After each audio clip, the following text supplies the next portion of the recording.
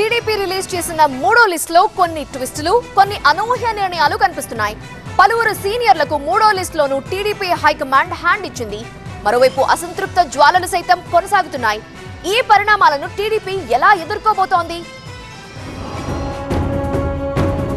ఇప్పటికే 2 లిస్టుల్లో 128 అసెంబ్లీ స్థానాలకు అభ్యర్థులను ప్రకటించిన టీడీపీ మూడో లిస్టులో 11 అసెంబ్లీ 13 ఎంపీ స్థానాలకు అభ్యర్థులను ఖరారు చేసింది. సర్వేపల్లి నుంచి మరోసారి సోమిరెడ్డికి టికెట్ దక్కగా పలాస్ నుంచి గౌతు శిరీషకు అవకాశం కల్పించారు. విజయవాడ ఎంపీ టికెట్ కేసినేని చిన్నికి దక్కింది. ఇక్కడ అన్నదమ్ముల మధ్య పోరు జరగనుంది. ఇక మరో కీలక నేత బీకే పార్థసారథికి హిందూపురం లోక్సభ సీటు కేటాయించింది టీడీపీ. ఇటీవల పార్టీలోకి వచ్చిన లావు శ్రీకృష్ణదేవరాయలు, వేమిరెడ్డి ప్రభాకర్ రెడ్డి సిట్టింగ్ స్థానాల్లోనే టీడీపీ తరపున పోటీ చేయబోతున్నారు. శ్రీకాకుళం ఎంపీ బరిలో మరోసారి రామ్మోహన్ నాయుడు నిలబడ్డారు. మాజీ మంత్రులు గంటా శ్రీనివాస్, కళా వెంకట్రావుకు ఇంకా టికెట్ ఖరారు కాలేదు. వీళ్లు టికెట్ ఆశిస్తున్న చీపురుపల్లి, భీమిలి, పాడేరు నియోజకవర్గాలు ఇంకా పెండింగ్ లోనే ఉన్నాయి.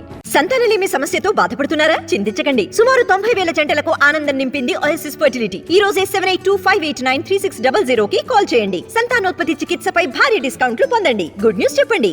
ఎచ్చెర్ల సీటు బీజేపీకి వెళ్లిపోయింది. దీంతో వీళ్ళిద్దరికీ ఈసారి సీటు ఉందా లేదా అనే దానిపై సస్పెన్స్ కొనసాగుతోంది.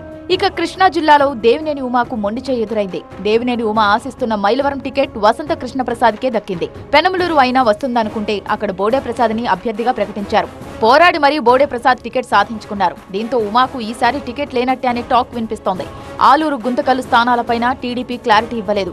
గుంతకల్లు సీటు జయరాంకే అని ప్రచారం జరిగినా ప్రకటన రాలేదు. అనంతపురం సీటుపైన చంద్రబాబు స్పష్టత ఇవ్వలేదు. మరోవైపు టికెట్ ఆశించి భంగపడ్డ నేతల అనుచరులు నిప్పులు చెరుగుతున్నారు. ఎవరు ఎలాంటి వారో అర్థమైందంటూ ఉండవల్లి శ్రీదేవి ట్వీట్ చేశారు. శ్రీకాకుళంలో గుండా లక్ష్మీదేవికి టికెట్ ఇవ్వలేదని అనుచరులు ఆగ్రహం వ్యక్తం చేశారు. చంద్రబాబు ఫోటోలు పగలగొట్టి పార్టీ ఫ్లెక్సీలు, జెండాలను తగలబెట్టారు. దీని వెనక అచ్చెన్నాయుడు గారు ఉన్నారండి.